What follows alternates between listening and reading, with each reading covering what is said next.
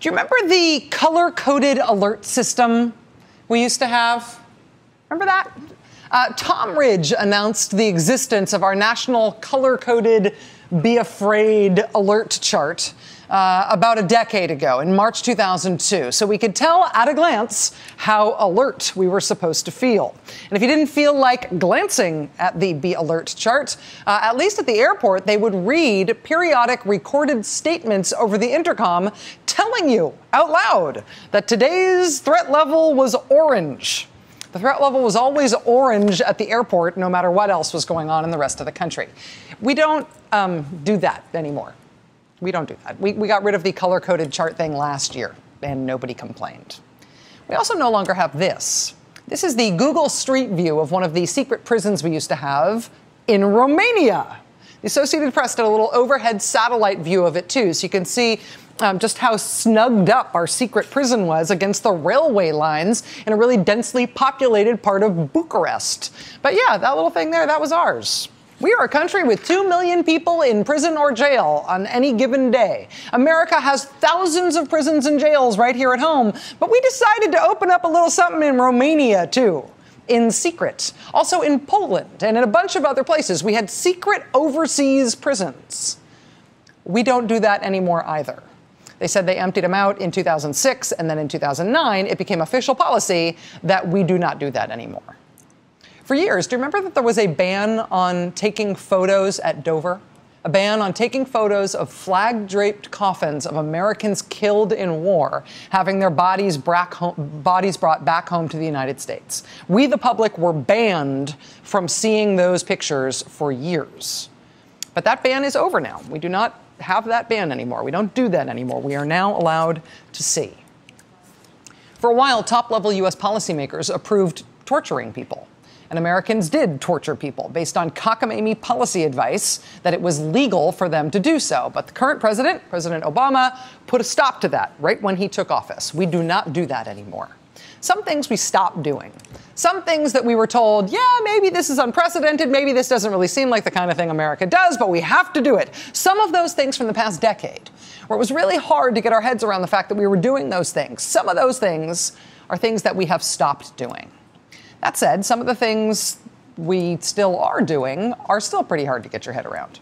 We are still fighting the longest war in U.S. history, and it apparently still has 2+ years on the clock, unless the president speeds up his withdrawal plan. It's the longest war in U.S. history, and for most of that war, we were fighting it at the same time as another one of the longest wars in U.S. history. If you had told anybody in advance of that plan that that's how our country would spend the first decade plus of the 21st century, you would have been laughed at. Before we started doing it, you probably also could not have convinced anyone that after we closed all our secret prisons in places like Romania and Poland, we would still keep one offshore prison in a nearby communist country which doesn't want us there. In advance of us starting to do this stuff, how would you have convinced somebody? How would you have convinced somebody that we were going to do these things? How would you have convinced somebody that the United States would consider it legal to find a wanted American citizen living abroad, track him down in that other country, and then for the U.S. government to kill him with a missile in that other country? The man's father went to court in advance of our government doing that to try to stop the U.S. government from doing it. The father sued to say in advance that his son should be arrested instead of killed on the spot if he was found, but he was found and he was just killed on the spot with a missile, U.S. citizen. Then a month later, we killed his 16-year-old son, too, also an American citizen, same cause of death. We have done things in the past decade or so that if you asked anybody in advance of us starting to behave this way, whether the United States of America would ever be a country that behaved this way, there's no way you could have convinced anyone. We granted ourselves permission to act this way when we said our response to being the victim of a massive terrorist attack in 2001 was going to be that we were going to declare that we were at war. Congress passed an authorization of military force against the group that attacked us and associated forces. And the power granted by that authorization to use force undergirds a lot of the things that we have done over the past decade in this administration and in the previous one. Things that constitute previously unimaginable behavior for the United States of America. We're on a war footing. And is that war footing forever? That's the question, right? When does it end? It's not a philosophical question. It is an empirical question because This is not a war that we ever planned on winning. We planned on just fighting it for a while and then eventually stopping, maybe. And I'm not just saying that because that's my take on it and I'm a commie pinko liberal, although I am. I'm saying that because it's been the understanding all along from the people who declared this war in the first place that this was never something that we were going to know it was over because we'd had a winner. It was never planned that way. You said to me a second ago, one of the things you'll lay out in your vision for the next 4 years is how to go about winning the war on terror. That phrase strikes me a little bit. Do you really think we can win this war on terror, for example, in the next 4 years? I have never said we can win it in 4 years. No, I'm just saying, can we win it? Do you see that? I don't think you can win it. Your daughters are how old now? 22. 22 years old. They're approaching the age, President Bush, they're going to have their own children. And when their kids are teenagers, are they going to, those kids, your grandchildren, be reading about al-Qaeda in the newspaper every day? You know, I think if we're steadfast, strong, and resolute, and I say those words very seriously, it's less likely that your kids are going to live under the threat of al-Qaeda for a long period of time. I can't tell you, I don't have a definite end. A definite end. I don't think you can win it. Our country has used the idea that we are at war, not just in Iraq, not just in Afghanistan, but all over the globe. We have used the idea that we are in this global war as the justification for us doing all kinds of things, exerting all kinds of power that would otherwise be not just indefensible for a country with a constitution like ours, not just indefensible, but almost unimaginable. And this global war of ours, they said from the beginning, would not end because there was going to be a winner declared. There couldn't be. It is not that kind of war. So if that's the case, and being in a war footing is what justifies all this behavior that we wouldn't otherwise be participating in, when does this war end? When do we get to say that the global war that we declared more than 11 years ago is now over?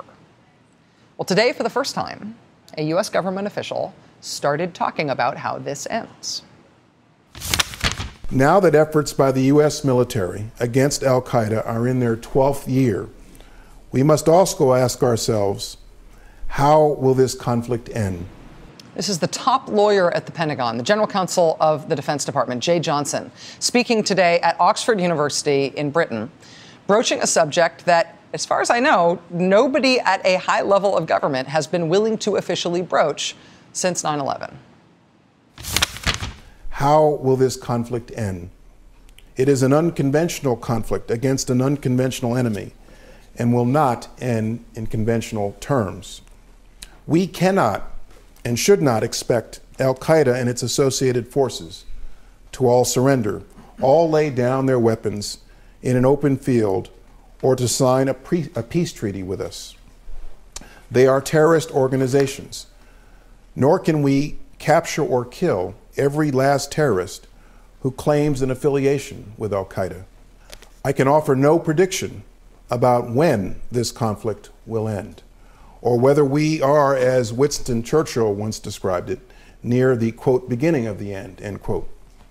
I do believe that on the present course, there will come a tipping point at which so many of the leaders and operatives of al-Qaeda and its affiliates have been killed or captured, and the group is no longer able to attempt or launch a strategic attack against the United States, such that al-Qaeda as we know it, the organization that our Congress authorized the military to pursue in 2001, has been effectively destroyed. We're approaching a tipping point. I just want to jump in here for a second to say that this part here, this is the unprecedented part. This is the part that we've been waiting for. Watch.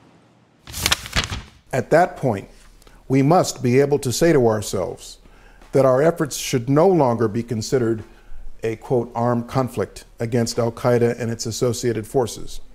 Rather, a counterterrorism effort against individuals who are the scattered remnants of al-Qaeda or are parts of groups unaffiliated with al-Qaeda, for which the law enforcement and intelligence resources of our government are principally responsible. It will at some point stop being war, and we'll go back to being police work and intelligence work against terrorism as a threat that we fight, but we do not say we are at war with it anymore. How much would it change us back as a country to hit that point? Can we go back? Have we irredeemably and irreversibly changed ourselves by being at war for 12 years now. And is this first word from the Obama administration on how we might do it enough to reasonably expect that we really are ever actually going to get there? War violates the natural order of things, in which children bury their parents. In war, parents bury their children. In its 12th year, we must not accept the current conflict and all that it entails as the, quote, new normal. Joining us now is my friend Ron Suskind. He's Pulitzer Prize-winning journalist, senior fellow at Harvard Center for Ethics. He's the author of many best-selling books, including The 1% Doctrine. Mr. Suskind, thank you very much for being here.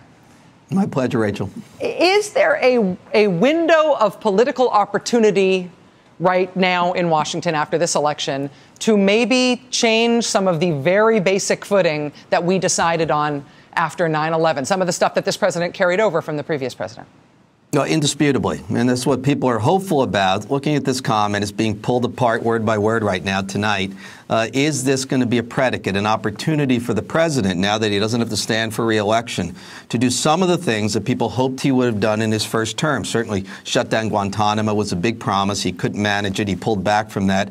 There are clear issues here of the presidency, hopefully snapping back into the shape it had prior to 9/11. That's the hope of lots of constitutional scholars. It has not done that up to now. Most of the powers granted or obtained by the Bush administration have conveyed, if you will, to the Obama administration, with some caveats that you mentioned. So the question is this the beginning of this president creating, I guess, a new normal, as Johnson says, in which we are not in a state of war and the president is not executing war powers in a consistent and endless way? Ron, you are a student of leadership, both a student of good leadership and bad leadership. I feel like leaders, good and bad, can generally be counted on to never give up power that they have been granted. If this president does draw a hard line under the war on terror, and say this war is over and the powers that I had that were associated with this war are no longer the powers of this office. I mean, is that a fantasy? Is that something that you can imagine this president doing? Can you imagine any president doing it? Well, you know, if he's going to do it, this constitutional law president, it'll be in this term. It might be toward the end of this term. Look, these issues, no matter what happens on some of these sort of legal standards, the issues in a way don't change. Small groups of people can get their hands on weapons that were once powerful and reserved for nations. That doesn't change. That's carried by technology, and it's one of the great perils of the modern age. Having said that, it's clear that this president has thought a lot about how to establish that crucial principle, rule of law, duly designated, to shape the U.S. policies. Now, here, let's be clear on what's at stake here. It's not so much drone strikes. I think that's been misinterpreted. The president, under the powers, Article 2 powers of the president, can continue with essentially the kind of a global war on terror, call it whatever you will, that he has been conducting, especially with the drone strikes. What he can do, he can kill, but he can't capture, interestingly enough, under Article 2. The big issue is Guantanamo. Is that this particular pronouncement by Jay Johnson really is about Guantanamo.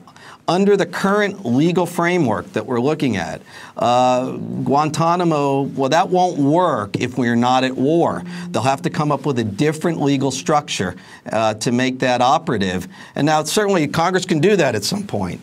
But Guantanamo is the question mark based on what Johnson said. It may be Johnson auditioning for Attorney General. You know, he's out of there in January. But it may be even more than that, a predicate, a little bit of groundwork by this administration to say, we're thinking about this, and this may be up ahead now that this president doesn't have to stand for re-election. In terms of that as a predicate, maybe even a political predicate, either for Jay Johnson or for the administration as a whole, is there any significance in particular of him delivering this speech not in the United States? I mean, he did this speech at Oxford, and he did it right after the election. Do you see that as important? Yeah, you know, I think time and place is always important. The British have a bit of a different position on some of these things than we do. Actually, they're a little bit ahead of us, you might say, on some of the issues of detainees, of how we conduct ourselves globally. You know, look, I think that we don't really know here, Rachel, until we hear more from the administration. This is raising a question. People are going to be pressing the administration in the next couple of days to say, can you give us more specifics? Is this the start of a new way of thinking and maybe new policies that will be unfolding in the next couple of months, let's say? Or is this just a trial balloon and you're seeing how it looks and how people react to it, and it may fall into the category of, look, we're trying and here you're catching us trying, but not much is going to happen. Look, the fact is, if there's another terrorist attack in the United States, many of these issues go right back to where we were, back to the restart button. And be clear, under the Article 2 powers of the presidency, this president can do a great deal, pretty much everything he does now and then some. The key issue is Guantanamo, is those prisoners, 166 prisoners, including 50 hardcore. The president has said, we don't know what we're going to do with those people. They would be sitting without a legal framework if we pull back from this war powers declaration from 2001. And that's a big issue, and that's a complex one.